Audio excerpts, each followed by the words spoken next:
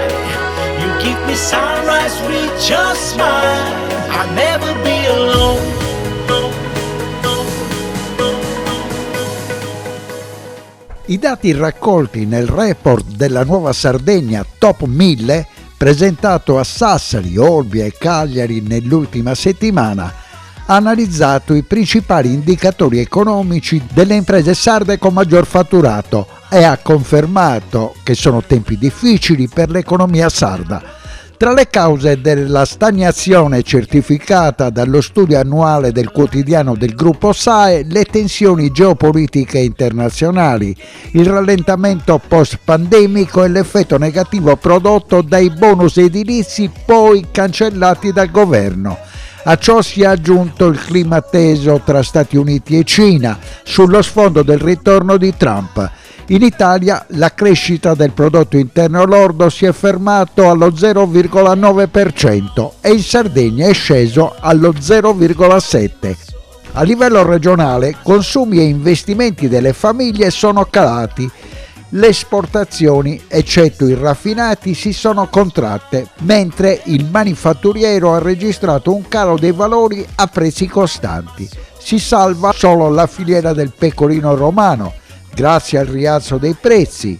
In edilizia la domanda privata ha rallentato, ma i fondi del Piano Nazionale di Ripresa e Resilienza hanno sostenuto i lavori pubblici, spingendo il valore della produzione a più 6% rispetto al 2022. I servizi hanno rallentato più 1,5% a prezzi costanti, ma il turismo straniero ha dato ossigeno al comparto. Le classifiche del Top 1000 confermano queste dinamiche. Le imprese che operano in edilizia e impiantistica dominano tra le prime per l'aumento di fatturato. Su 30 aziende cresciute di più, 23 sono del comparto costruzioni. Solo 68 aziende su 1000 hanno raddoppiato il fatturato, ma 649 hanno comunque chiuso in positivo, 363 con incrementi sopra il 10%, 286 con aumenti più contenuti. In tema di utili dominano le grandi realtà come Saras, Banco di Sardegna, Fiume Santo, Sarlux, Bibanca e i 2 aeroporti di Olbia e Cagliari. Tra le new entry il sugherificio Ganau. Il valore medio degli utili è di 173.000 euro, in lieve crescita rispetto all'anno precedente.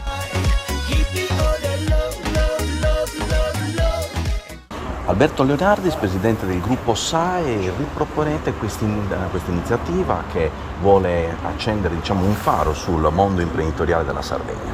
Sì, direi che è una delle iniziative più importanti che noi facciamo durante l'anno, un'iniziativa che mette in luce quelle che sono le eccellenze della Sardegna in termini imprenditoriali, di aziende, e che comunque comunica al pubblico qualche difficoltà che le imprese e il sistema imprenditoriale in generale ha in questo momento. Quindi un'analisi puntuale dello stato dell'arte e che serve alle aziende stesse, a noi come editori, ma al sistema istituzionale in generale, per orientare le proprie politiche, le proprie strategie nel futuro.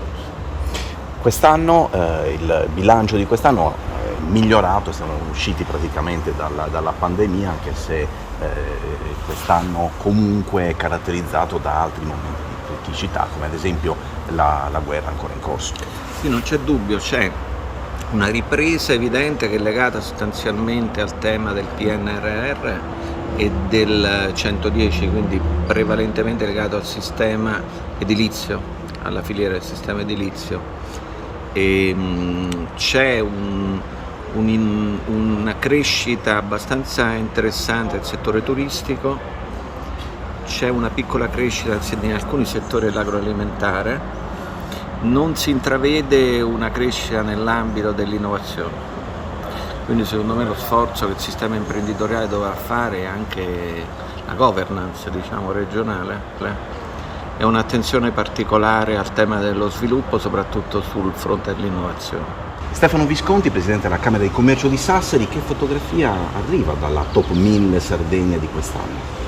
Coerente con la Top 1000 2024, quindi con un'economia stabile, in forte crescita il comparto edile, probabilmente legata a doppio filo all'utilizzo dei bonus edilizi che sappiamo nel 2025 cesseranno i loro effetti.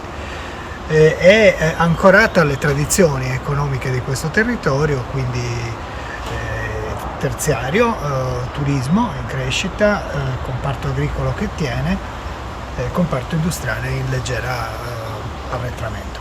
Un'iniziativa come questa è uno spunto di riflessione anche per l'attività imprenditoriale di questo territorio, di tutta la Sardegna.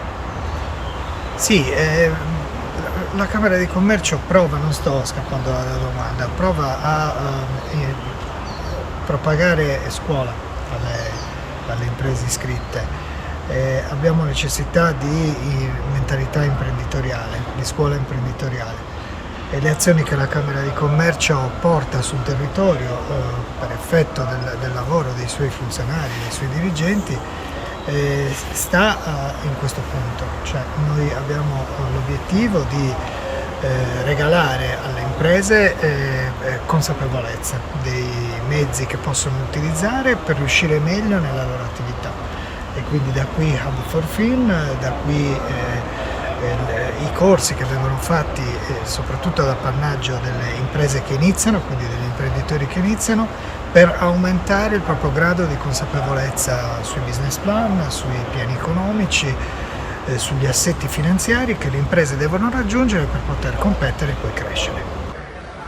Luca Saba, direttore Coldiretti Sardegna, il settore agricolo è uno dei settori che comunque tiene e traina l'economia della Sardegna. Assolutamente sì, è un settore che traina, che tiene, che continua a aumentare nel fatturato. Chiaramente però è un settore che sta pagando anche l'effetto imprenditoriale agricolo un po' che c'è in tutta Europa e in tutta Italia, cioè il fatto dell'invecchiamento della popolazione agricola. Quindi nonostante in qualche modo vengano superate le difficoltà attraverso dei prezzi che per quanto riguarda i formaggi, sia quelli vaccini sia quelli ovini per quanto riguarda la Sardegna, le carni che stanno iniziando in qualche modo a dare soddisfazione, il vino e l'olio d'oliva che hanno avuto delle performance importanti, una conoscenza per quanto riguarda i consumatori anche che ha reso coscienza in qualche modo dei acquisti consapevoli rispetto al prezzo.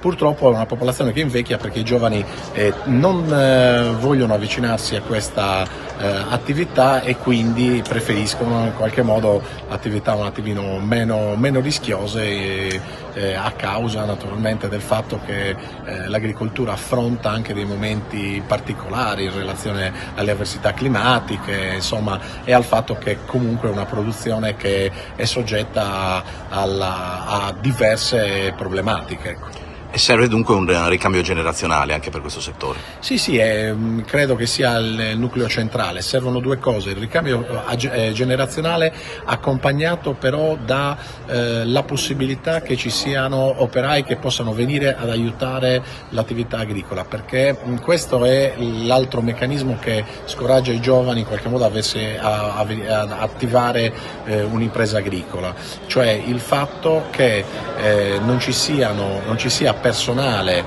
che voglia venire in campagna a lavorare con le imprese, e quindi l'imprenditore si senta solo nella conduzione dell'azienda. Questa è una cosa che, se per i più anziani veniva accettata, per i giovani diventa un ostacolo impossibile. L'economia stenta a decollare. Ci sono alcune questioni, e così capite il riferimento del mio acchito col centro storico. Innanzitutto si fa una fatica enorme nella pubblica amministrazione a far atterrare, come si dice in gergo, tutti i livelli progettuali che la pubblica amministrazione mette in campo. Il PNRR è stata una grandissima occasione, sarebbe interessante vedere, dati alla mano, quanta progettazione il PNRR ha effettivamente ora, no, la sua esecuzione.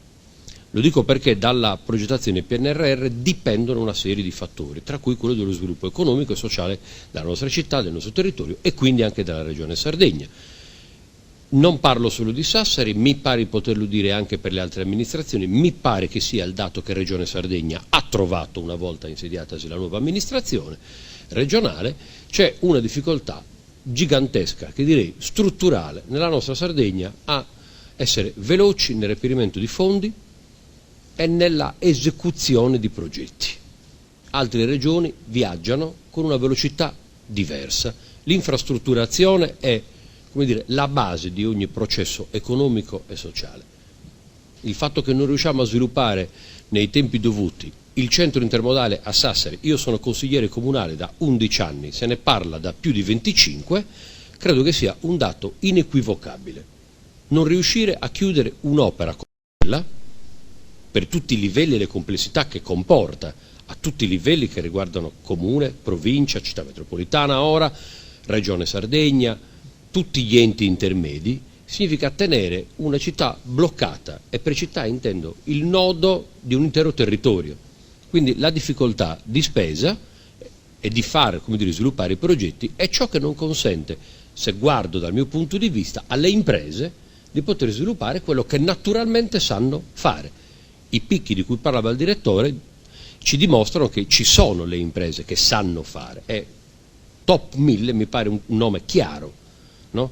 Per quanto richiama una nominazione inglese. Chi mi conosce sa perfettamente che preferisco la nostra bella lingua italiana, però se dobbiamo fare una classifica, se di questo si tratta di un fatto che evidentemente ci sono le qualità e le intelligenze e le capacità. Il punto è se la pubblica amministrazione riesce a essere veramente uno strumento.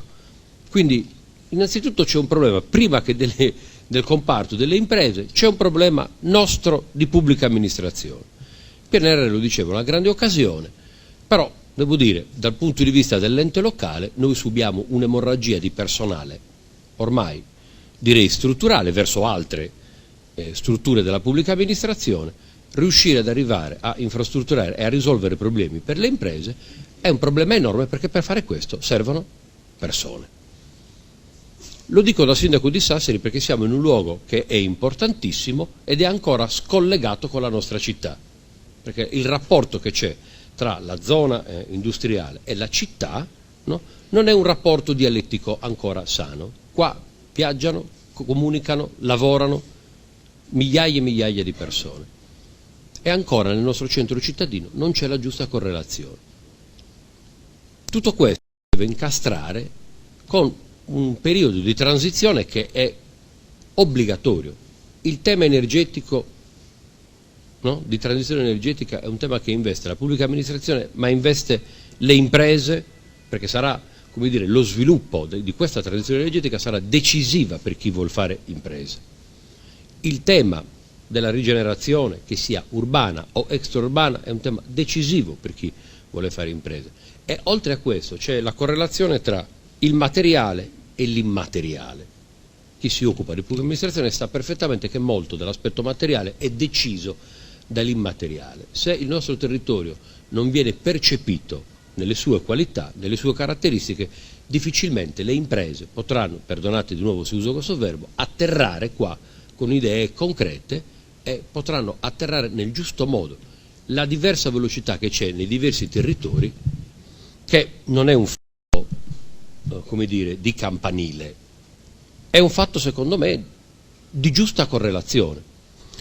È apparso più volte nei quotidiani e nel dibattito attuale una polemica ormai diventata quasi endemica nel nostro territorio tra la difficoltà che ha il territorio di Sassari e altri territori. Io lo dico con grande tranquillità, non ho problemi, io ritengo che ogni territorio deve poter crescere per le sue caratteristiche e per le sue qualità.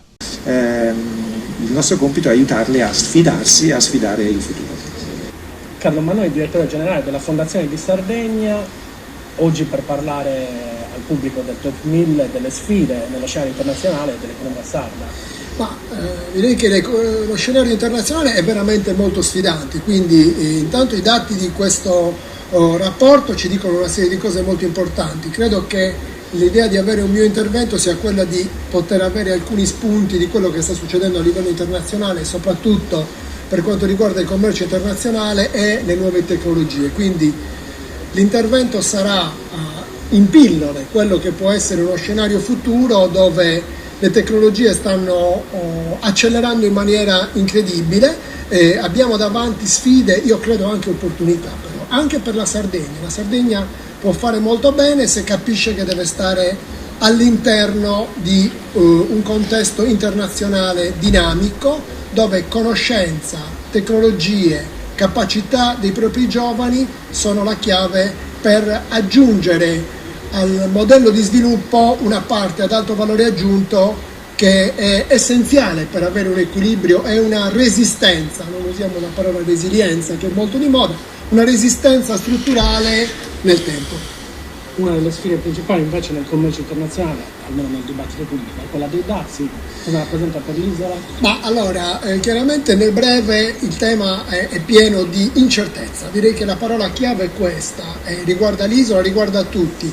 In questo momento il quadro internazionale presenta soprattutto questo aspetto. Nel medio termine io credo che questo momento di tensione, che è largamente di natura negoziale, perché è comprensibile per certi versi che un paese come l'America, che ha un grande disavanzo e un indebitamento importante, debba riequilibrare le cose. Ora, ci sono modi e maniere, ma credo che nel medio termine questo sia possibile gestirlo con una logica che è quella di far evolvere quelli che sono stati i fenomeni principali della globalizzazione.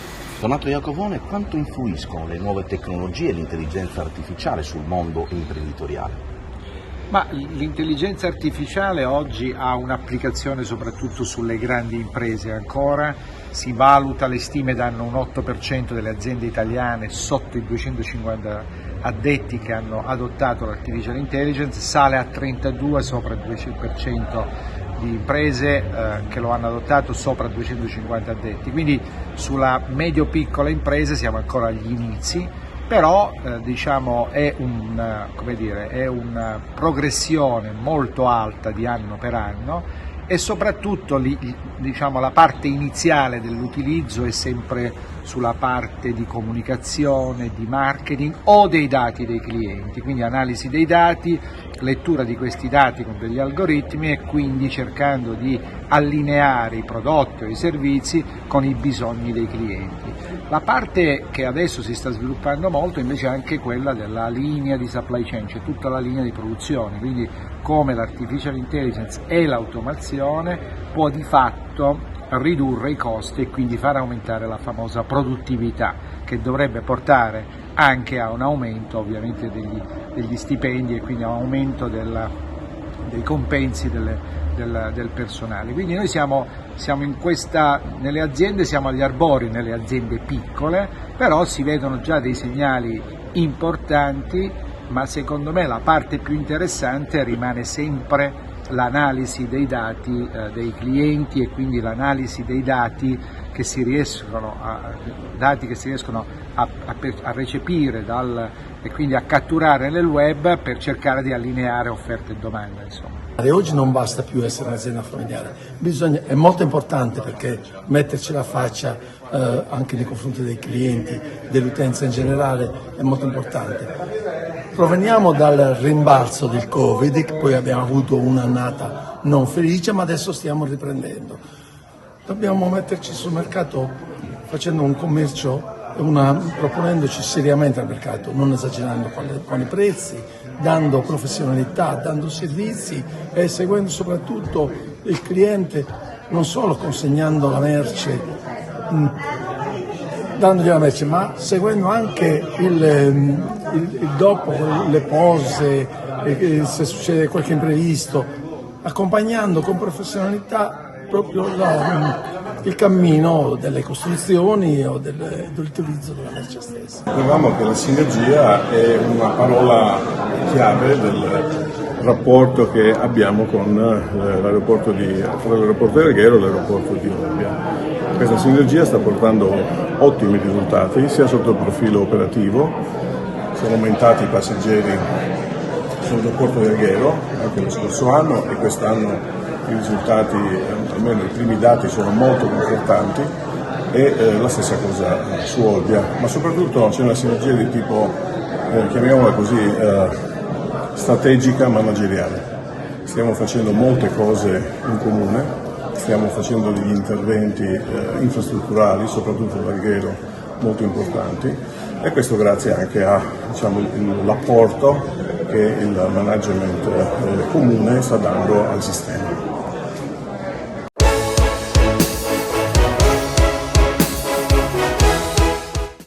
Cofimer, consorzio di garanzia collettiva Fidi, dal 1977 a sostegno del terziario. Il partner migliore nella ricerca di finanziamento più adatto a voi e nel...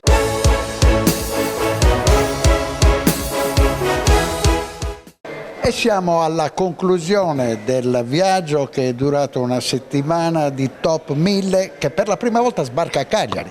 Esatto, questa è la grande sfida del 2025. Sassari è la nostra città della Nuova Sardegna, Olbia è la città che più cresce in Sardegna, ma ci sembrava giusto dopo 8 anni di Top 1000 sbarcare anche a Cagliari, perché in fondo è il capoluogo della regione, è la città centro anche dell'economia, non potevamo non fare una tappa anche qui. Quindi oggi è il nostro debutto e speriamo di continuare a lungo ancora a Cagliari. La domanda delle domande. È più facile andare a letto tutti i giorni all'alba dopo aver confezionato il giornale o fare il tour di Top 1000? È più facile ancora fare il tour di Top 1000. Il giornale resta ancora un prodotto estremamente complesso, specie di questi tempi, specie anche con la politica che vediamo a continue evoluzioni. Quindi diciamo che il Top 1000 è una sfida che comporta fatica, ma è una sfida più facile del giornale quotidiano. Come andrà a finire questo problema della decadenza della Presidente della Regione? Io credo che ci siano sempre facili entusiasmi da una parte o dall'altra. Secondo me sarà un percorso che occuperà ancora un po' di tempo, ancora mesi. Secondo me non si chiuderà a brevissimo. Ecco. E questo è un problema per la Sardegna e per il suo sviluppo futuro? Allora, a sentire la Presidente no, perché dice che è pienamente in carica, è legittimata a governare. Poi chissà, vediamo, sicuramente ci potrebbe essere un po' di freno a mano tirato su certe vicende anche a livello politico interno alla maggioranza, però noi a prescindere dagli orientamenti possiamo solo augurarci che si lavori sodo per il bene della Sardegna, perché ne abbiamo, come dice anche la classifica del Top 1000, l'economia di questa regione ha dato segni di ripresa ma viaggia ancora a velocità molto lente, per cui abbiamo bisogno veramente di qualcuno che spinga il motore e faciliti le cose. Negli incontri precedenti del Top 1000 una cosa è emersa, un problema sentito, non è una novità ovviamente, ma è è la burocrazia il vero male, quindi abbiamo bisogno di accelerare e facilitare qualsiasi cosa, quindi speriamo che la politica in questo possa aiutare. Il direttore Bedeschi afferma che il più grande problema della Sardegna è la burocrazia. È d'accordo il presidente di Confindustria? Ma guardi, in questo momento devo dire che il direttore ci ha visto bene. Oggi si parla di tante cose, no? Si parla molto dei problemi ma poco delle soluzioni.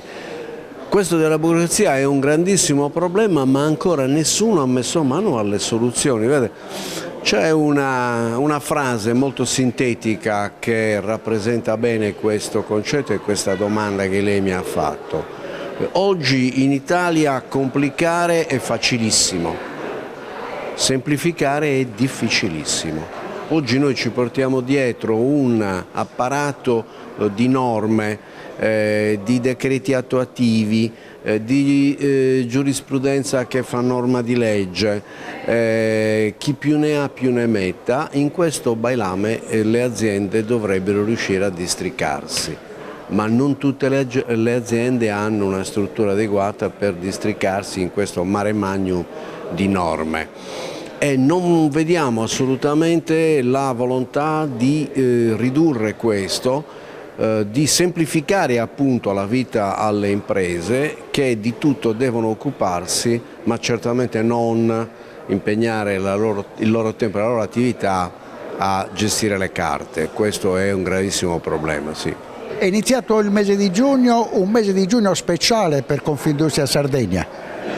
Sì, quest'anno Confindustria celebra i 100 anni di vita. È un traguardo molto significativo. Perché significativo? Perché se nel tempo le associazioni, questi corpi intermedi che qualcuno voleva abolire, non solo hanno resistito, ma si ergono a baluardo di tutte le difficoltà che le aziende ogni giorno debbono affrontare, si erge a baluardo delle incapacità che talvolta la politica e la pubblica amministrazione frappongono tra le aziende, l'attività e la società, perché credo che ormai sia noto a tutti che solamente le aziende possono garantire quello sviluppo che la società chiede e quella attenzione per il mondo sociale di cui oggi c'è tanto bisogno. Il progetto unificazione degli aeroporti a che punto è?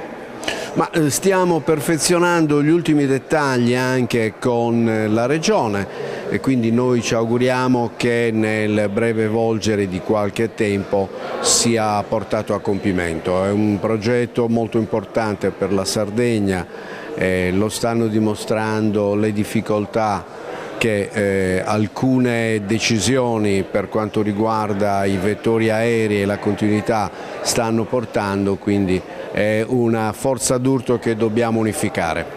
Abbiamo visto che sia la società di gestione dell'aeroporto di Cagliari che quella di Olbia sono ai primi posti di top 1000.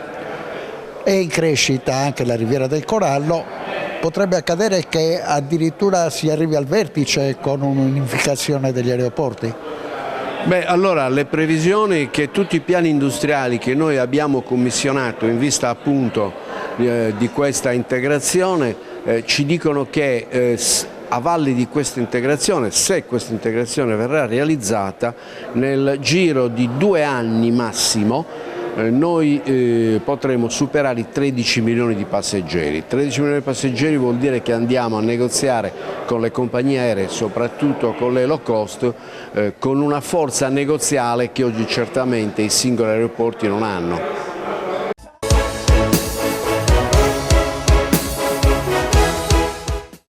Cofimer, consorzio di garanzia collettiva Fidi, dal 1977 a sostegno del terziario. Il partner migliore nella ricerca di finanziamento più adatto a voi e nella trattativa per ottenere un fido alle migliori condizioni. Cofimer, il primo consorzio di garanzia collettiva Fidi a sostegno del terziario, in Sardegna.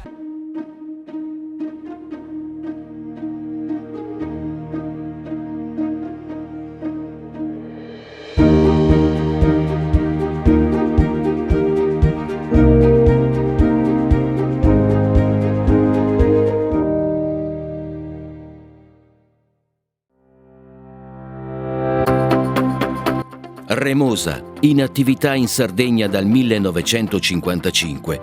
Oggi è leader nazionale nello sviluppo del progetto Idrogeno Verde. Con Remosa, l'energia green del futuro è di casa.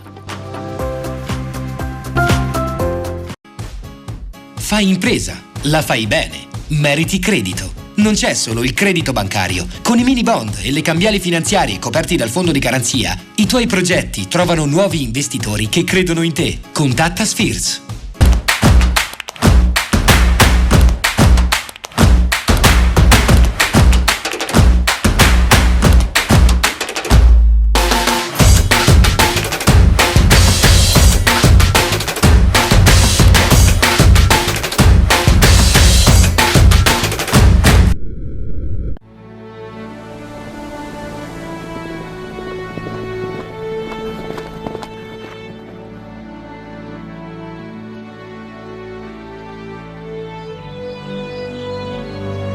Nel cuore della Sardegna esiste un luogo dove natura e bellezza si incontrano. È qui che nascono i vini della cantina Suentu. Suentu, vini nuovi da terre antiche. Meno scartoffie e più efficienza? Conta su CNA.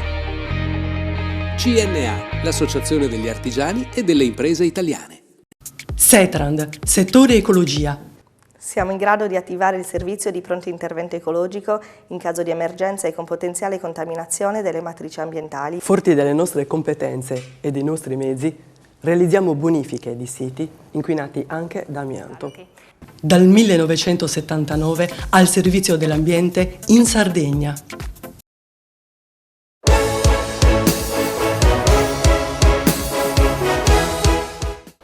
Ed eccoci a una new entry per quel che riguarda gli schermi di Telesardegna. Il neodirettore del banco arriva da Busto Arsizio, 4 mesi alla guida di quello che è il più grande istituto di credito della regione. Con quali obiettivi, dottor Maschi? Rendere il Banco di Sardegna ancora più importante e più bello di quello che è, che significa essere capaci di creare nel territorio il valore che serve per aiutare la Sardegna ad essere ancora più bella di quella che è. Il banco è la prima banca della Sardegna, è una banca che è riconosciuta da tutti i sardi come punto di riferimento per la gestione del risparmio e per il supporto delle attività produttive, per aiutare le persone e le aziende a creare valore. Questo è quello che dobbiamo fare. Il telespettatore vuole sapere soprattutto l'apertura che ha per il mondo dell'economia oggi il Banco di Sardegna. Siamo ancora più focalizzati nel creare valore. Dobbiamo essere in grado di identificare tutte le aziende che meritano, ce ne sono tante, tutte le aziende che vogliono investire, che vogliono crescere, che vogliono diventare ancora più forti per il mondo sardo e anche fuori dalla Sardegna. C'è tantissimo valore, ci sono tantissimi punti di eccellenza, quello che dobbiamo fare noi è aiutare questi punti di eccellenza a diventare ancora più forte. Dottor Maschio, arrivando come diciamo noi dal continente, che in realtà ha trovato nell'isola? Tantissime cose belle. Tantissimi imprenditori, tantissime persone che fanno il loro lavoro con passione, che credono in quello che fanno, che vogliono farlo nel modo giusto, non distruggendo ma anzi preservando la bellezza del territorio e tutto quello di buono che c'è, forse un po' di fragilità che è legato alle dimensioni non sempre grandi. L'incontro di oggi ci aiuta a focalizzarsi sulle aziende grandi e nel grande spesso c'è una cosa positiva che non è soltanto l'aver vinto delle battaglie con i concorrenti o con il mercato, è anche aver colto l'opportunità di diventare più strutturati, di diventare più organizzati dal punto di vista manageriale. Ci sono tutte queste cose, quindi un po' di fragilità su cui il banco può fare la sua parte per aiutare le aziende a intraprendere un percorso di crescita, ma tantissime opportunità. Il cronista incalza, il 90% delle imprese dell'isola sono piccole. E queste piccole hanno grandi difficoltà di accesso al credito. Quale può essere oggi, dopo la cessazione delle garanzie dello Stato, il ruolo dei consorzi di garanzia fidi? È importante, devono strutturarsi nel modo corretto, devono capire anche loro che non è sempre la cosa giusta da fare dire sempre di sì. I criteri attraverso i quali le banche, quindi anche i consorzi per quello che gli compete, supportano le aziende è un criterio che serve anche a dare indicazione, riuscite a cancellarlo questo? a dare indicazione per intraprendere percorsi di miglioramento, di maggiore strutturazione. Non è che grande è sempre bello e piccolo è sempre brutto, però ci sono delle differenze, e se una delle differenze tra il piccolo e il grande è la capacità di gestire la propria azienda, di essere resilienti, di essere in grado di costruire dei percorsi, questo fa la differenza, ed è una differenza che le banche devono tenere in considerazione perché basano la loro attività di affidamento sulla presunzione che l'azienda sia capace nel tempo di restituire i fondi ricevuti, ma soprattutto di farli fruttare nel modo corretto per le aziende, per i propri clienti, per i propri proprietari, imprenditori o soci, e anche per quelli che li hanno affidati. E all'incontro di Top 1000 abbiamo ritrovato il comandante De Pau. State facendo grandi cose, un grande progetto per il futuro.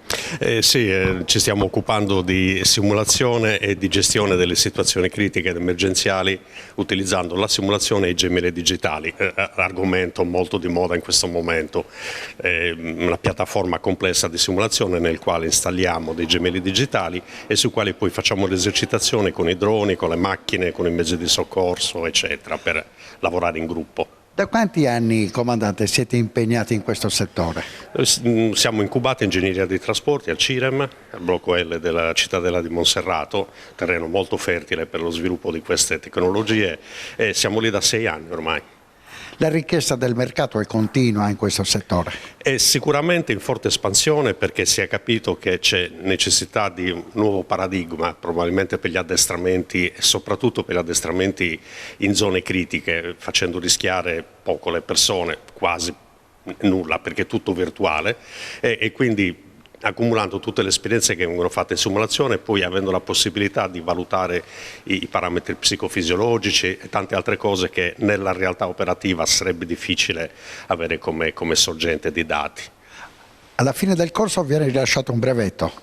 Ancora non è totalmente normata questa cosa qui, quindi siamo in una fase di evoluzione, e penso di sì, come tutte le altre cose che abbiamo visto succedere ad esempio in aeronautica, poi alla fine si arriva a una definizione di percorso, ma tanto per dirne una, lì all'interno del CIREM ci sono i simulatori dei camion che all'estero sono certificati, qua in Italia invece non c'è ancora l'obbligo per quanto riguarda i punteggi minimi per le patenti professionali, è consigliato a livello europeo, però prima o poi diventerà norma, diventerà obbligatorio sicuramente. La cosa più triste è che con i droni ormai si combatte in tutti i teatri di guerra del mondo. Sì. Vediamo quello che sta succedendo in Palestina, sì, quello che sta succedendo in Ucraina. Purtroppo nell'immaginario collettivo è un'immagine molto, non è che sia falsata, il drone purtroppo fa anche queste cose qui e le fa purtroppo anche molto bene. E quindi anche lì stiamo assistendo a nuovi scenari che sarebbero risultati inimmaginabili anche 10 anni fa, ma la tecnologia, l'intelligenza artificiale, la capacità di queste schede di processare i dati molto velocemente stanno aprendo un fronte che ancora secondo me non si vede bene la fine. Chiudiamo questo speciale sempre parlando di economia. Abbiamo visto una fase di stagnazione che viene rilevata da Top 1000 della Nuova Sardegna. Com'è la situazione analizzata dalle Camere di Commercio di Cagliari e Oristano? Ma le prime 1000 imprese in Sardegna in termini di valore aggiunto e di fatturato sono punti di riferimento importanti. Generano filiere, consentono di creare nuove imprenditorialità, sviluppano indotto e vanno assolutamente aiutate, perché la creazione di reti, di networking, il potenziamento anche del branding territoriale che esse consentono alla Sardegna di raggiungere, perché sono imprese che si affacciano anche sui mercati extra regionali, fanno ben sperare. Al di là dei numeri, insomma, che naturalmente fluttuano di anno in anno, certamente su queste 1000 imprese che rappresentano lo 0,5% del totale delle imprese iscritte nelle Camere di Commercio della Sardegna, che sono oltre 200.000, sono imprese guide sui quali le Camere di Commercio prestano particolare attenzione, con le quali operano appunto nei settori che dicevo prima: internazionalizzazione, doppia transizione, semplificazione amministrativa e innovazione. Ma in questo momento, è la domanda conclusiva, dottore Rio, noi stiamo intraprendendo un percorso virtuoso, nel senso c'è grande impegno anche economico da parte della Regione per sostenere due settori, quello dell'agroalimentare e quello del turismo. Sì, sono due settori, e la ricerca, l'analisi in filigrana delle prime 1000 imprese della Sardegna lo testimonia, come davvero in termini di fatturato e valore aggiunto turismo e agroalimentari di qualità sono settori di particolare importanza e rilievo, ai quali io affiancherei però anche le imprese innovative, il terziario innovativo, il tema dell'energia che si sta affacciando con particolare rilievo e importanza in tutto il territorio dell'isola.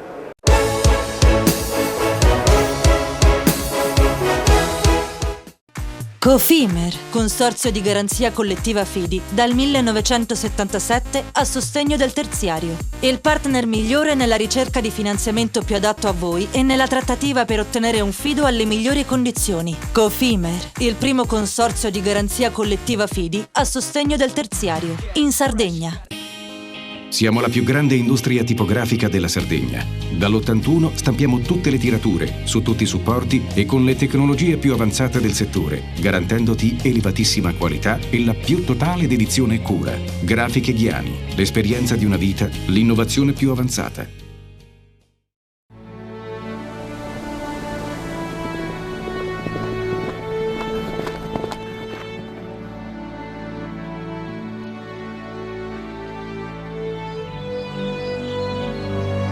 Nel cuore della Sardegna esiste un luogo dove natura e bellezza si incontrano. È qui che nascono i vini della cantina Suentu. Suentu, vini nuovi da terre antiche. Nessuno lotta per la tua impresa? Conta su CNA. CNA, l'associazione degli artigiani e delle imprese italiane. Remosa, in attività in Sardegna dal 1955. Oggi è leader nazionale nello sviluppo del progetto Idrogeno Verde. Con Remosa, l'energia green del futuro è di casa. Fai impresa, la fai bene, meriti credito. Le garanzie diventano importanti. Il fondo di garanzia agevola il tuo accesso al credito. Se una banca ti presta denaro, hai garanzia a prima richiesta. Se ottieni 100, la garanzia copre fino a 80. La maggior parte delle garanzie è gratis. I dettagli sul sito sfirso.it. Fratelli Cellino, mettiamo la nostra qualità in buone mani. La farina per i professionisti. Nuovo mulino, nuove farine. Setrand, settore ecologia. Mettiamo a disposizione la nostra struttura organizzativa fornendo un valido supporto per la gestione dei rifiuti pericolosi e non pericolosi, in linea con la nostra certificazione EMA. Dal 1979 al servizio dell'ambiente in Sardegna.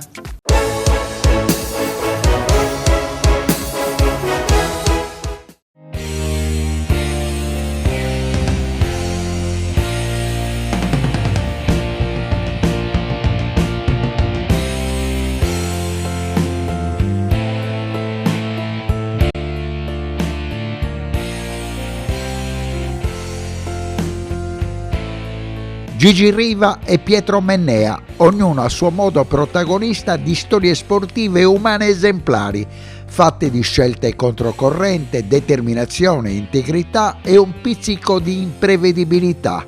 Le loro imprese e le loro vite sono al centro del racconto del giornalista Paolo Piras e del magistrato Paolo De Angelis, organizzato nell'ambito della terza edizione della manifestazione letteraria Sei in Storia, in collaborazione con Leggerezza, progetto di promozione alla lettura targato CEDAC. A Cagliari, in un teatro Massimo gremito in ogni ordine di posti, il giornalista Rai, già autore di Vertical, dedicato al robo di tuono, ed il procuratore della Repubblica di Cagliari, ambasciatore della fondazione intitolata al grande velocista azzurro, hanno ripercorso le tappe della vita di due leggende del calcio e dell'atletica leggera.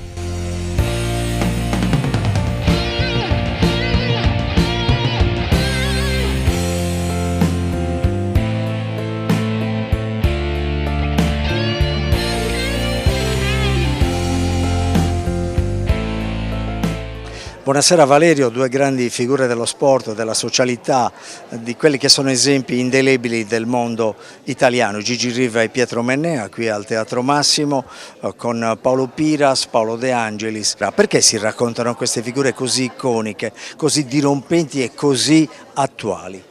Perché ce ne sono pochissimi, perché sono capitati in un'epoca, gli anni 70, Mennea è arrivato fino all'inizio degli anni 80 e sono due campioni sportivi che non si sono limitati a essere campioni nello sport, perché anche quando hanno finito la loro attività poi hanno continuato nella loro vita ad essere degli esempi per moltissime persone. Sono due, Riva era del nord Italia, ma ha scelto la Sardegna, ha scelto di essere sardo e cagliaritano. Mennea era un uomo di Barletta e hanno con le loro imprese sportive acceso un grandissimo faro su territori che vivevano marginalizzati e lo hanno fatto anche consapevolmente, e quindi sono due personaggi dello sport che vanno oltre lo sport e che è giusto ricordare. Il nostro è l'obbligo di una narrazione equilibrata, corretta, puntuale e completa. In che modo si trasportano icone, figure di questa dimensione alle nuove generazioni?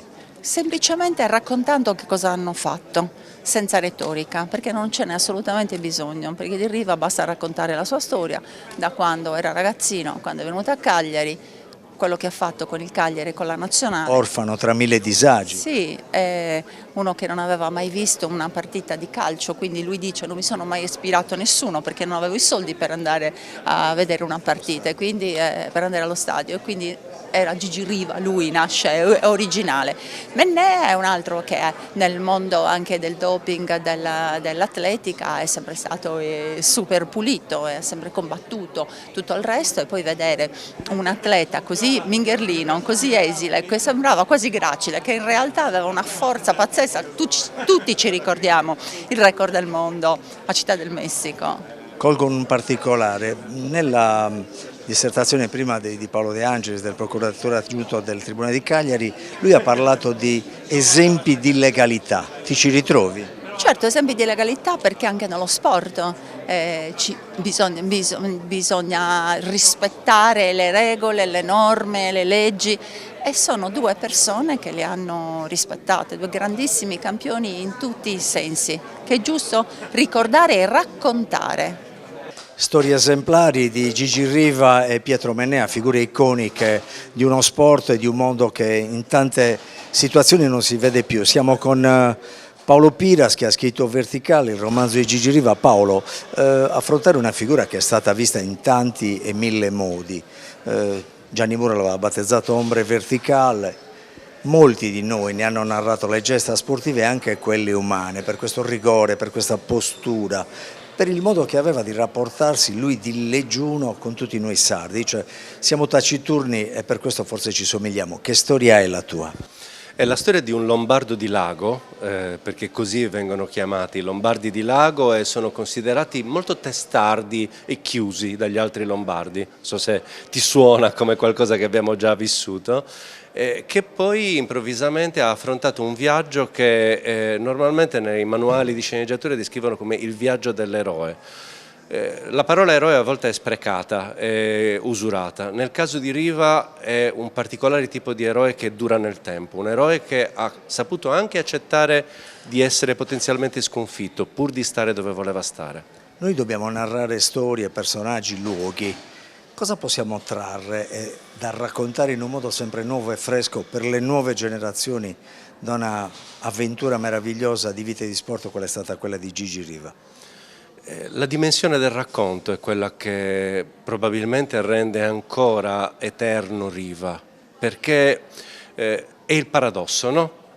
Siamo pieni di immagini video dei grandi campioni di adesso, mentre il video, l'immagine per quanto riguarda Riva è qualcosa che nel frattempo si è perso.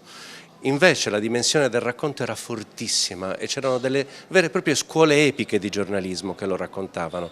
Ecco, saper raccontare questi personaggi è quello che ci resta come necessità, sono cose necessarie. Dottor De Angelis, mettere al fianco, cioè inquadrare storicamente, socialmente e poi da icone dello sport mondiale figure quali Gigi Riva e Pietro Mennea, cosa significa? Ma questa abbinata è legata a una serie di combinazioni che considero frutto di un'ispirazione magica, perché in effetti, a pensarci prima, un legame fra Mennea e Riva è molto molto lontano, eppure messi a fianco rivelano una incredibile, non dico somiglianza perché le storie sono molto diverse, ma entrambi hanno avuto una capacità di suscitare emozioni che sono andate oltre il gesto sportivo, che hanno toccato corde dell'animo umano e collettivo incredibili. L'altro giorno, parlando di questo evento a Radio X, che mi aveva fatto un'intervista, mi è uscita questa definizione che credo importante condividere. Hanno avuto in comune entrambi la capacità di coltivare quella straordinaria categoria dello spirito che è la solitudine, che significa riuscire a stare da soli e tirare fuori il meglio di sé, anche se dall'esterno non si capisce. Quello che ha fatto ciascuno dei due ha dell'incredibile e forse anche del magico. Pietro Mennea, lei è stato, come dire, un cantore illuminato, perché partendo da un lavoro di Emanuela Audisio, cronista, scrittrice di Repubblica, ha condotto in giro per le scuole della Sardegna, quindi con un target ben preciso. Allievi e allieve che magari Mennea gareggiare non l'hanno mai visto, così come magari non hanno mai visto giocare Gigi Riva. Qual era il senso e qual è l'importanza oggi, col senno di poi, di essere narratori di queste storie? Quello che ho fatto, innanzitutto voglio dire che l'ho fatto con due amici miei e di Pietro Mennea come Gianfranco Dotta e Angelo Cherchi, ma abbiamo fatto, diciamo, la prosecuzione di quello che avveniva con Pietro Mennea da vivo, cioè andare in giro a predicare legalità e etica dello sport. E la cosa incredibile, in questi anni secondo me questo film l'hanno visto 2.000, 3.000 ragazzi, scuole, società sportive, consessi dove lo sport era comunque un momento di grande formazione. La cosa incredibile è che il film su Mennea lo capiscono benissimo i bambini sono riusciti a capire l'intimo di questa storia, che è una parabola di un uomo che si costruisce da solo, dal nulla, dalla povertà, arriva in cima al mondo e poi continua e non si ferma. Ecco, evidentemente è una storia che travalica la cronaca, entra nella storia e per quanto mi riguarda anche nella leggenda. Ecco, leggenda e cronaca che camminano assieme.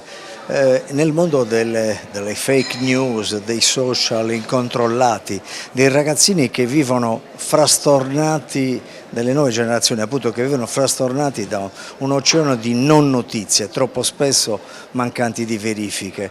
Se Pietro Mennea fosse in vita, che tipo di messaggio darebbe alle nuove generazioni?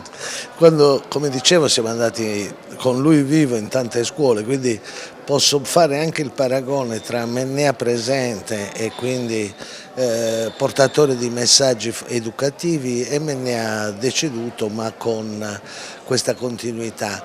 I messaggi che lasciava Pietro erano giganteschi, a memoria e al volo ne ricordo due. Il primo: lo sport insegna a perdere, che è una qualità che educa alla resistenza e anche alla tenacia. Secondo, lo sport insegna a ricominciare da capo ogni mattina, perché quello che hai fatto ieri, se non lo porti ulteriormente a compimento oggi, domani, dopodomani, non vale niente. E infine un altro messaggio che ho trovato fra i miei appunti delle nostre decine di incontri con le comunità, questo si tenne ad Arborea nell'agosto 2011, lui fece tutto un racconto di come la gente correva nei corridoi del Palazzo di Giustizia di Roma, correva, si sbatteva, insomma fece questo racconto quasi di ansiogeno. e disse che avrebbe voluto dire a ciascuno di questi qui che correvano come mosche impazzite, lui che ha corso per migliaia di chilometri in velocità avrebbe voluto dire: fermatevi, dove volete andare, riflettete su di voi. Questi sono i messaggi. Gigi Riva, Pietro Mennea nell'immaginario collettivo rappresentano icone di quello sport che purtroppo troppo spesso non riusciamo più a vedere. Stefano Lai, qual è il motivo che ti ha spinto a, come dire, a fare la sintesi di queste due grandi immagini dello sport e non solo del Novecento? Beh certo, la mia è una riflessione conclusiva sulle figure esemplari in generale, unite da una solitudine interna entrambi, ma molto diverse tra di loro. Io direi che Mennea è la figura esemplare del fare, 4 lauree, commercialista, avvocato, saggista, deputato europeo, insomma fare. Gigi Riva dell'essere. Entrambi, nessuno dei due dell'apparire, forse per questo resteranno immortali. Ecco, la loro immortalità, questa iconicità di comportamenti, di postura, anche di riguardo verso tutti, i tifosi, gli appassionati, i dirigenti, li rende unici. C'è un modello? Cosa si deve portare via da queste figure? No, lo sport è la chiave di lettura, perché generalmente le figure esemplari purtroppo variano. Nel senso che i valori dei tempi e il tempo che passa cambia. Oggi per molti giovani una figura esemplare è Vannacci, per altri è ancora Pertini, insomma sono due figure esemplari molto differenti nella politica per esempio, ma anche in tanti altri rami. Lo sport invece unisce Owens che vinse di fronte a Hitler. Davanti a Hitler le Olimpiadi del 1936, sia la 4% sia 100 metri, quindi lì nero di colore con Hitler lì con un po' incavolato, diciamocelo sinceramente, è rimasta un'icona, così come Bartali, però Bartali che per esempio è nel Giardino dei Giusti di Gerusalemme, perché Bartali è una figura esemplare che non è esemplare solo nello sport, ma è stato anche un giusto in quanto ha aiutato ebrei a salvarsi la vita durante proprio la Seconda Guerra Mondiale. Da cronista si ha l'obbligo di narrare, ricordare la storia, mantenere come dire, quel giusto equilibrio per l'obiettività. Tu a un adolescente che dovrebbe avere conoscenza, cosa diresti in una battuta di Gigi Riva e di Pietro Mennea?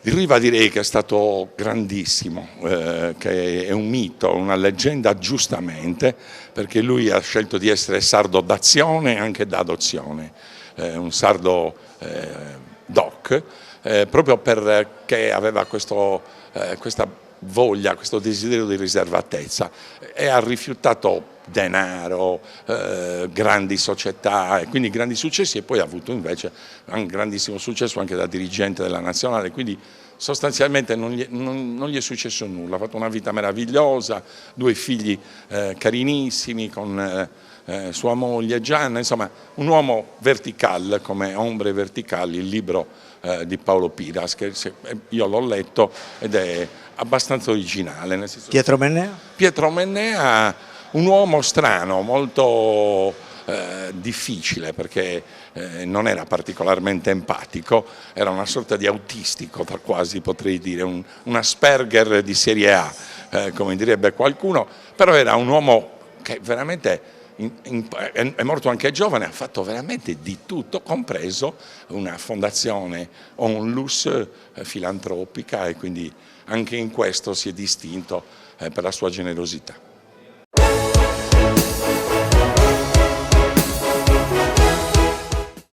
Cofimer, consorzio di garanzia collettiva Fidi, dal 1977 a sostegno del terziario. Il partner migliore nella ricerca di finanziamento più adatto a voi e nella trattativa per ottenere un fido alle migliori condizioni. Cofimer, il primo consorzio di garanzia collettiva Fidi a sostegno del terziario, in Sardegna.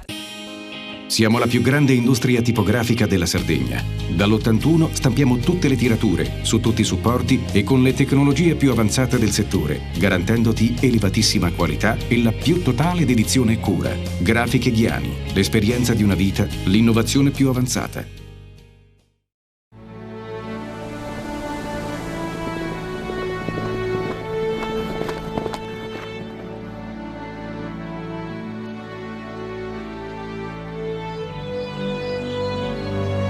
Nel cuore della Sardegna esiste un luogo dove natura e bellezza si incontrano. È qui che nascono i vini della cantina Suentu.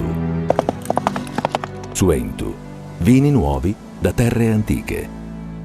CNA, l'associazione degli artigiani e delle imprese italiane.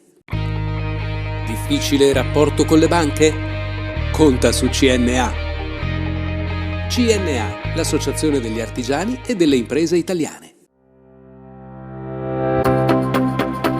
Remosa, in attività in Sardegna dal 1955.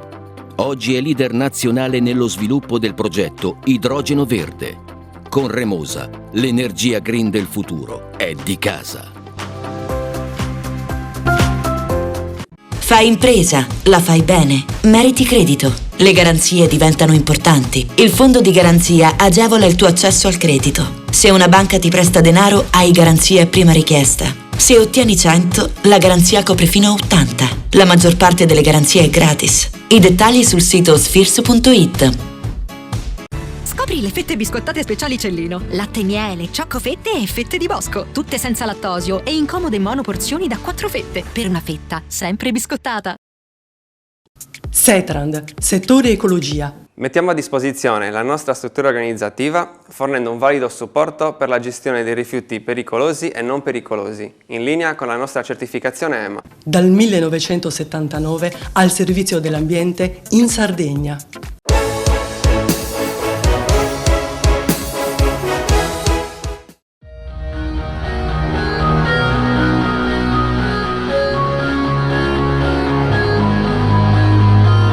È tempo di bilanci per la Joint Stars 2025, la più importante esercitazione NATO pianificata e condotta dal Comando Operativo di Vertice Interforze che si è svolta nelle ultime 2 settimane, come da tradizione ogni 2 anni in Sardegna. La fase finale è stata seguita personalmente dal ministro Crosetto a bordo dell'ammiraglia della Marina Militare, la Portaerei Trieste. All'esercitazione hanno partecipato 4.000 uomini e 4 navi da guerra. Obiettivo: testare la capacità di misurare la difesa di un possibile potenziale attacco integrato tra missili da crociera e missili balistici, considerato che nella realtà odierna sono possibili minacce concrete anche quando il conflitto non è ancora dichiarato.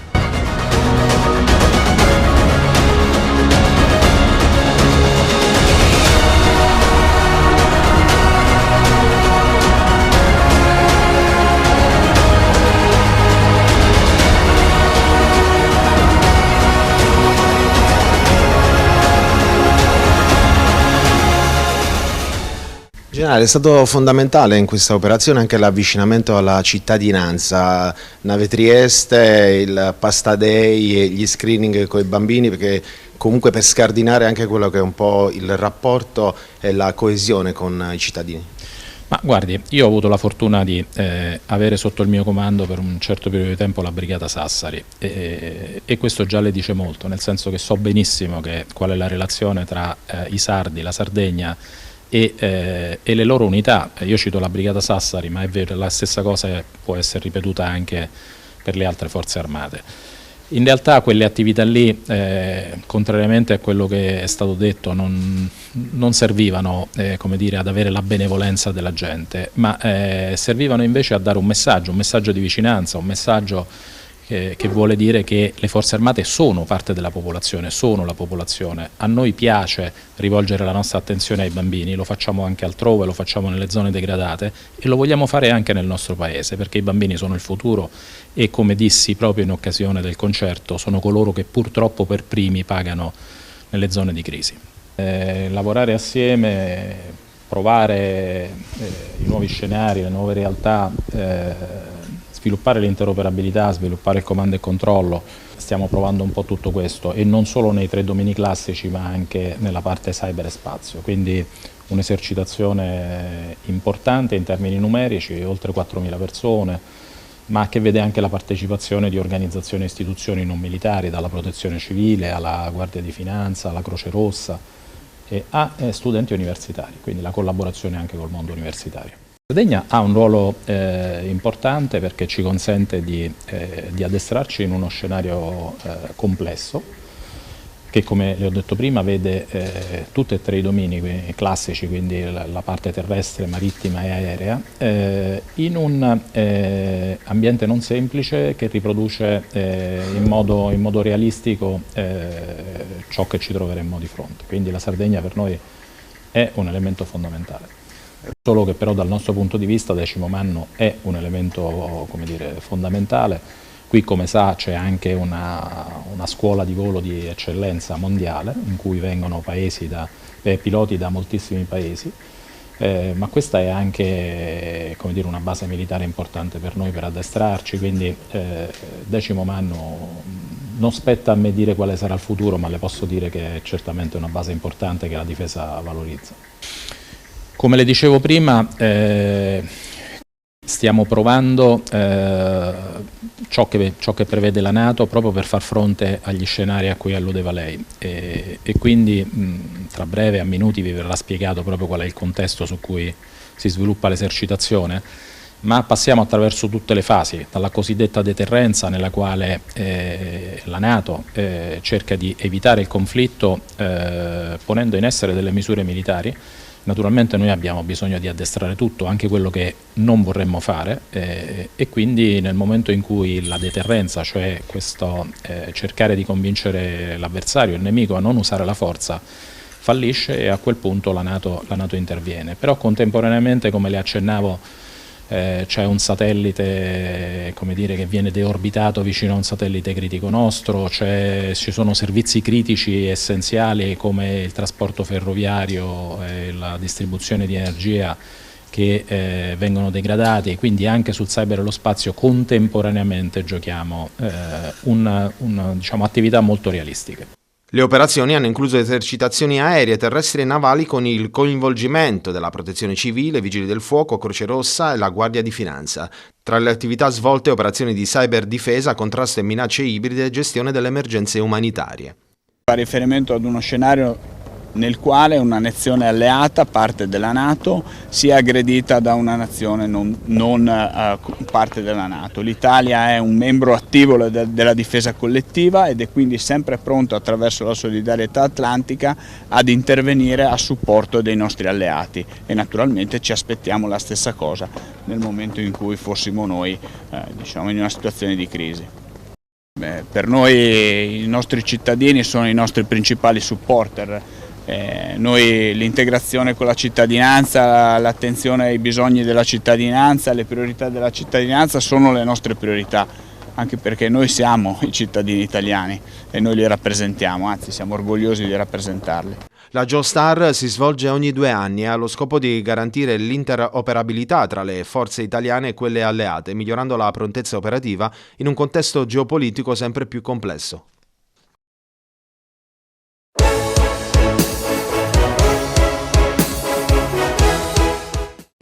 Cofimer, consorzio di garanzia collettiva Fidi, dal 1977 a sostegno del terziario. Il partner migliore nella ricerca di finanziamento più adatto a voi e nella trattativa per ottenere un fido alle migliori condizioni. Cofimer, il primo consorzio di garanzia collettiva Fidi a sostegno del terziario, in Sardegna.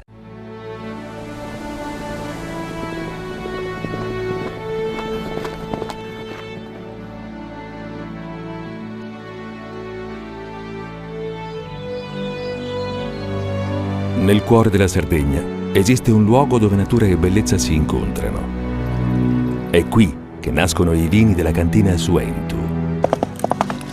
Suentu, vini nuovi da terre antiche. Meno scartoffie e più efficienza? Conta su CNA. CNA, l'associazione degli artigiani e delle imprese italiane. Fai impresa, la fai bene, meriti credito. Le garanzie diventano importanti. Il fondo di garanzia agevola il tuo accesso al credito. Se una banca ti presta denaro, hai garanzia a prima richiesta. Se ottieni 100, la garanzia copre fino a 80. La maggior parte delle garanzie è gratis. Il dettaglio sul sito spheres.it. Remosa, in attività in Sardegna dal 1955. Oggi è leader nazionale nello sviluppo del progetto Idrogeno Verde. Con Remosa, l'energia green del futuro è di casa. Tutto inizia da un amore. Le farine, i mangimi, la pasta, le fette biscottate, la distribuzione e l'ospitalità. Dal 1953, Gruppo Cellino. Non c'è limite ai sogni. Siamo la più grande industria tipografica della Sardegna. Dall'81 stampiamo tutte le tirature, su tutti i supporti e con le tecnologie più avanzate del settore, garantendoti elevatissima qualità e la più totale dedizione e cura. Grafiche Ghiani, l'esperienza di una vita, l'innovazione più avanzata. Setrand, settore ecologia.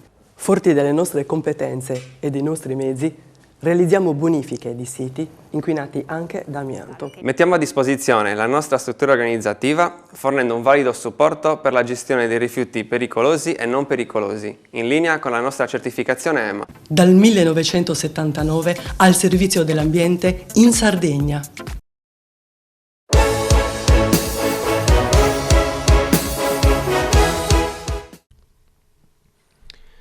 È in assoluto una delle lauree oggi più richieste dal mercato del lavoro, interessa dal settore alimentare all'aerospazio allo smaltimento dei rifiuti. Parliamo di un titolo di studio al massimo livello di ingegneria chimica ed è per questo motivo che Confindustria ha promosso un incontro nell'Ateneo Cagliaritano tra docenti e studenti e i rappresentanti delle imprese più interessate ai laureandi della triennale e del corso di specializzazione in ingegneria chimica. Il preside nel suo intervento ha sottolineato come c'è stato un passaggio. A un certo punto il mondo dell'ingegneria chimica sembrava superato dalla crisi del settore chimico in Sardegna e poi è arrivato l'agroalimentare. Beh sì, la chimica non è certamente superata, ma secondo me rimane comunque al centro del mondo industriale. Quello di oggi, l'incontro tra l'università e il mondo delle aziende chimiche in Sardegna è fondamentale per una facoltà come la nostra, la facoltà di ingegneria e architettura. Noi tra l'altro assistiamo negli ultimi anni a un continuo incremento, no, delle collaborazioni con le aziende, tesi di laurea, tirocini, visite didattiche, interventi delle aziende all'interno dei nostri insegnanti. L'evento del Made in Italy in questa facoltà? Sì, assolutamente sì. Quindi c'è sicuramente anche un rinnovato interesse, no, per tutte queste figure professionali. E io dicevo prima che noi siamo felicissimi quando i nostri laureati vengono accolti a braccia aperte nelle aziende del resto d'Italia o in giro per il mondo, e vi posso assicurare che i nostri laureati sono apprezzatissimi in giro per il mondo, però siamo ancora più felici quando questi ragazzi, questi giovani trovano rapidamente occupazione qui in Sardegna, perché vuol dire che sono competenze che rimangono qui da noi e aiutano il nostro tessuto industriale a crescere. Il direttore generale di Confindustria sottolineava il fatto che è molto importante che oggi si siano presentati molti responsabili di grandi imprese che lavorano nell'isola per parlare con voi e incontrare gli studenti. Sì, è fondamentale. Questo è davvero testimonia anche l'interesse che c'è da parte del mondo industriale. Questo non può che farci piacere, perché, lo ribadisco ancora una volta, le collaborazioni a livello scientifico, ma anche, come dicevo, a livello didattico col mondo industriale si stanno rafforzando moltissimo. Abbiamo dottorati di ricerca, per esempio, attivati anche con qualcuna delle aziende che sono qui presenti oggi, che poi sicuramente sfoceranno in un rapporto di lavoro continuativo, perché loro hanno l'interesse a crescere queste figure professionali, formarle e poi tenerle al loro interno.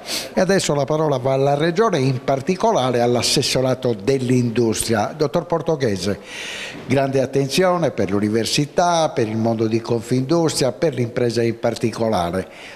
Oggi parliamo di chimica. Sì, è importante l'iniziativa di oggi perché mette assieme il mondo accademico e il mondo dell'impresa. C'è una grande necessità nel tessuto produttivo isolano di avere questo tipo di interazioni, avere dei percorsi formativi mirati ai processi produttivi, all'innovazione, alla sostenibilità, ormai rappresentano una necessità assoluta. Il tessuto produttivo ce lo chiede, il mondo accademico può dare l'opportunità ai giovani studenti, a chi ha intrapreso il percorso di ingegneria chimica, di trovare poi attraverso questi processi formativi una ricaduta anche occupazionale nelle imprese isolane.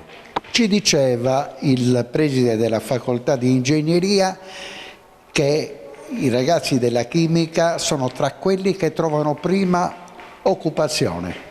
Sì, assolutamente, lo dicevo prima, c'è una necessità. Io credo che l'università abbia in questi anni proprio mirato la propria formazione, i propri percorsi proprio sulle esigenze delle imprese e delle attività produttive. Quindi sicuramente il comparto della chimica, che ha attraversato dei momenti complessi, in questo momento ha una nuova vitalità. Ci sono imprese comunque che hanno uno spessore anche internazionale e registriamo anche da parte di investitori esterni l'interesse verso la possibilità di insediarsi nell'isola. Ecco, una delle questioni che ci pongono sempre è anche capire quale sia la possibilità anche di trovare tecnici e professionisti che abbiano appunto i requisiti per poi lavorare nelle loro aziende. Quindi sicuramente per gli studenti che usciranno dalla facoltà di chimica ci saranno delle opportunità in Sardegna. E continuiamo questo speciale che è dedicato a questo confronto fra studenti, docenti e il mondo dell'impresa con il neodirettore generale di Confindustria Sardegna Meridionale, dottor Porcu. Lei ha sottolineato nel suo intervento la grande importanza dell'ingegneria chimica per quel che riguarda il mondo delle attività imprenditoriali.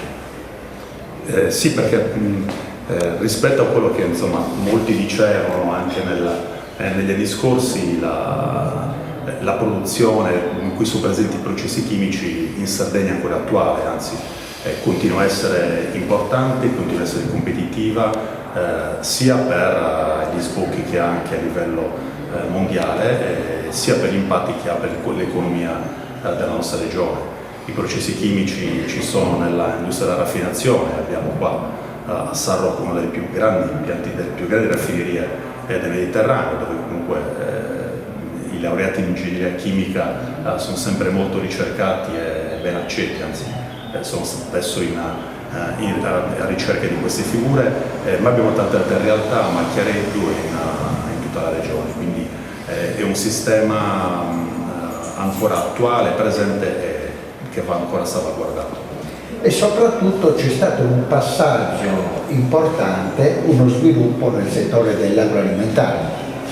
Sì, esatto, anche lì abbiamo fatto anche da poco, sempre con questa facoltà, dove hanno inserito un percorso più dedicato all'alimentare, delle iniziative importanti, perché comunque anche lì la presenza di questi processi richiedono delle competenze che questa università sta sviluppando con grande attenzione. Ecco, quando l'università segue le evoluzioni del mondo dell'industria e quindi dei fabbisogni anche dei consumatori, che poi le imprese hanno il compito di trasformare in beni e servizi, allora vuol dire che il sistema funziona.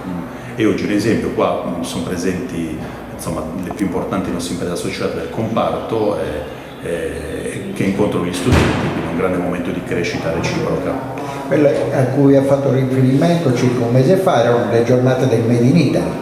Sì, noi siamo stati in una delle poche iniziative, l'abbiamo fatta come Commissione Sardegna, quindi è un'iniziativa di livello regionale, una delle poche iniziative in Sardegna proprio per